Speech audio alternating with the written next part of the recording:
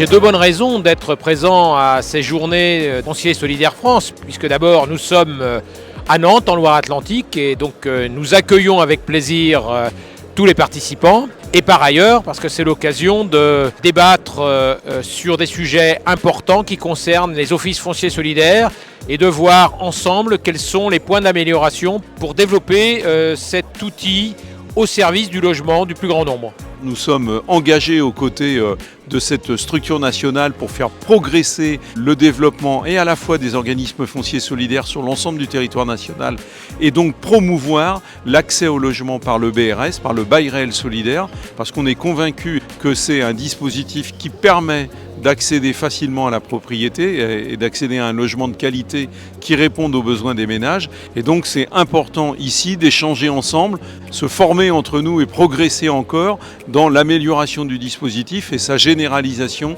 à l'échelle nationale.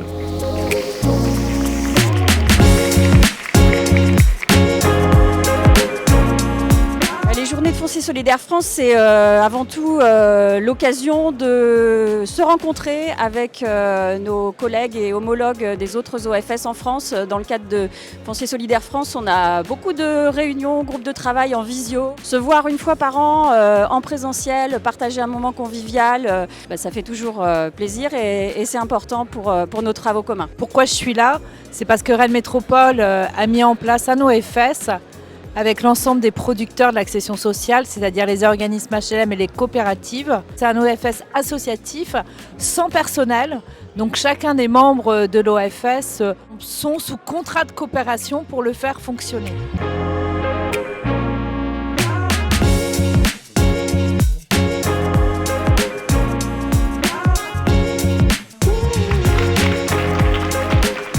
Permettre le développement du BRS, notamment en articulation production neuve et parc existant.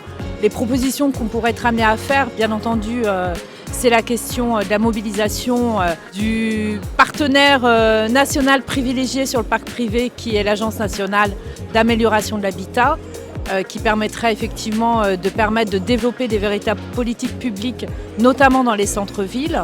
Nous, ce qu'on cherche à faire, c'est toujours convaincre les collectivités locales, les aménageurs, l'établissement public foncier de l'intérêt de mettre à disposition des fonciers pour réaliser des opérations en BRS avec notre OFS. C'est vraiment un élément central. J'appartiens à un territoire où nous avons décidé de travailler collectivement les bailleurs sociaux, les coopératives HLM et les territoires, le département, la métropole à laquelle j'appartiens, et pour avoir un seul et unique outil OFS au niveau départemental. Depuis la loi Allure et la création des premiers OFS, beaucoup a été fait. Il reste encore à consolider le modèle des BRS et je pense qu'il y a deux avancées majeures. Le fait d'ouvrir au prêt à taux zéro l'accès au BRS, y compris quand ce sont des logements qui sont revendus.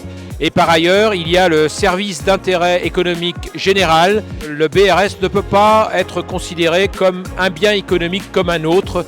Il y a une spécificité qui doit être reconnue par l'Union européenne. C'est ensemble, au sein de cette organisation, du réseau national des OFS, travailler à la promotion du produit et à sa connaissance.